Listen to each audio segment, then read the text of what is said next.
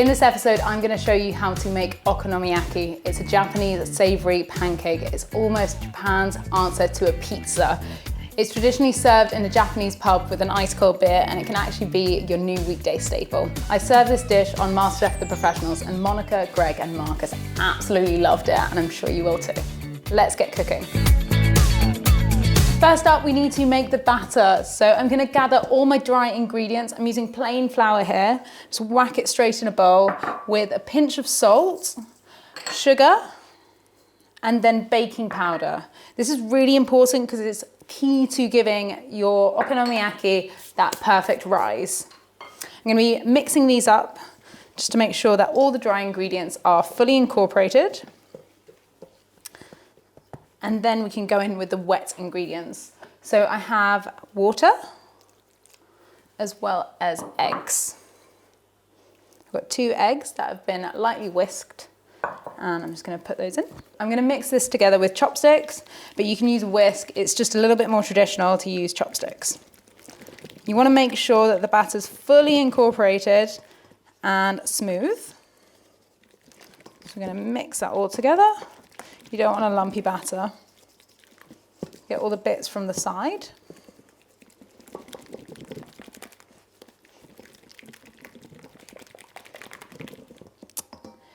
Then we're gonna add in our cabbage. I'm using white cabbage here, but you can use Napa cabbage or any cabbage you really like. But I just find that white cabbage has that perfect crunch for when you cook the okonomiyaki. I've sliced this cabbage at 1 to 2 millimeters thick. If you have a mandolin, that's absolutely great. Be careful of your fingers when using the mandolin. Always use your guard. And if you don't have a mandolin, it's absolutely fine to use a knife. Just make sure your skills are right on point. Then to finish off the batter, we're going to add in a few handfuls of spring onions and pickled ginger. It's gonna give it a little bit of lightness to the batter. We want to mix everything together to make sure everything is fully incorporated. We're just going to leave that to rest on the side for a few minutes just before adding in rice wine vinegar.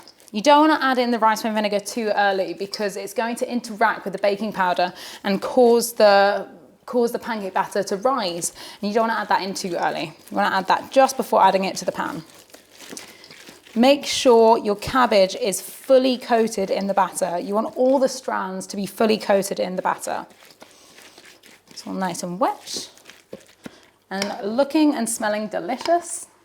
We're just gonna leave that to rest on the side while we make our cartouche. The cartouche is a piece of baking parchment which is a circle that you use a lot in French cuisine. However, I'm using it here to make sure that the pancake doesn't stick to anything. So if you don't have a non-stick pan, don't worry about this. This is a little cheat to make sure any pan is gonna be non-stick. So all we're gonna need to do is take a square of baking parchment and fold it up and keep folding it up on itself. So fold it in half and half again. Keep folding in half and half and half until you get a nice point. So there's a long point here. I'm going to measure the baking parchment to the pan. I'm just going to move this bowl out of the way. The point is in the middle of the pan, and then you cut at the edge of the pan. This makes sure, it's almost like making a snowflake in primary school. So that when you open it, it's the right size for your frying pan, or whichever pan you're using. I'm just gonna have a little bit of a tidy up before we start our okonomiyaki cooking. Now we're ready to cook our okonomiyaki. We're gonna add rice wine vinegar to the okonomiyaki batter, and you'll see it bubble up slightly. This is because it's interacting with the baking powder. Give it a little mixerooski. And we've got a preheated pan with a cartouche on the bottom. You can put your batter straight into the pan.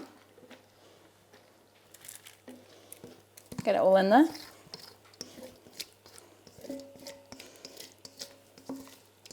Bloop, bloop, bloop.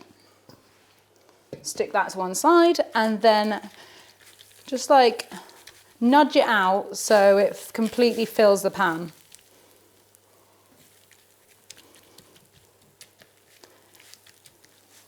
And the cabbage is gonna cook down and the batter is gonna puff up.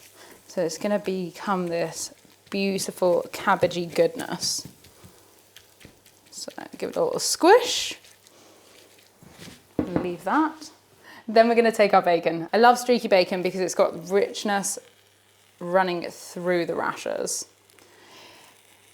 But okonom means how you like it. So you can actually have okonomiyaki however you like it. So depending on region to region in Japan, it varies. So in Osaka, where okonomiyaki is like most known, it's known for its street food, it's pretty standard to have the classic recipe of having bacon on your okonomiyaki. However, in different region, it'll vary. So in Hiroshima, it's actually traditional to have okonomiyaki with noodles in. So you'll have some soba noodles within your okonomiyaki. And you normally have it at the end of a night in an izakaya, which is a Japanese pub with a nice cold beer and a bit of karaoke. I'm gonna leave the okonomiyaki to cook down for about 5 minutes with the lid on a medium heat.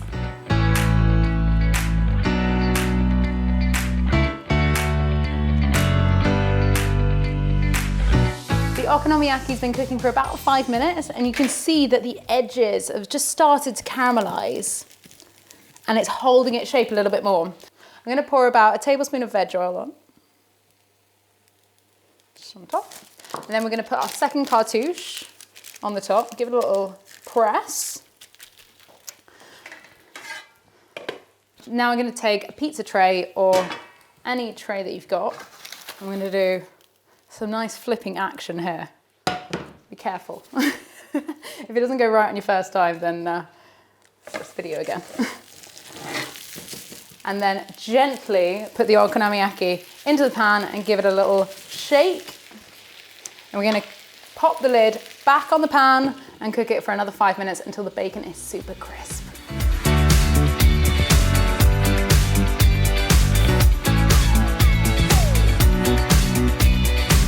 Now it's time to take our okonomiyaki out of the pan.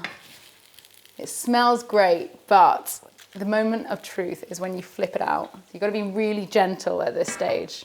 I'm going to place the tray onto the pan, give it a good flip, and we're going to shimmy it gently onto the board. And remove this. Remove the final cartouche.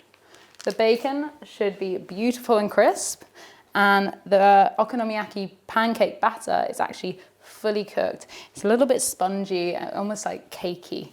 It's exactly what you want. I'm gonna be double drizzling this okonomiyaki. This is what even if you mess it up a little bit, you can always hide it with a double drizzle. I'm gonna be topping the okonomiyaki with okonomiyaki sauce, which I've made in a previous video. So if you want to check out the octopus video, it's got exactly how to make this okonomiyaki sauce. I'm going to drizzle this over it. You want to be quite fast because to get some nice thin lines.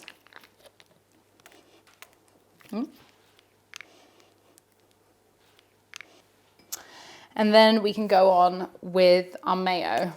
You can make your own mayo, you can buy a mayo. I'm gonna be using this Japanese sweet mayo. It's my favorite mayo, but yeah, use whatever mayo you want. I'm gonna drizzle this over. Again, be quite fast. To finish it off, we've got our furikake.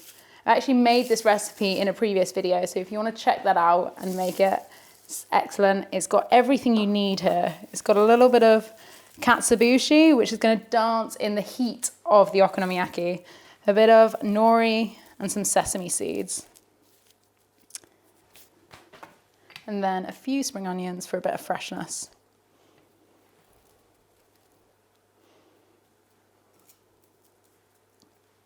Ooh, it looks and smells delicious.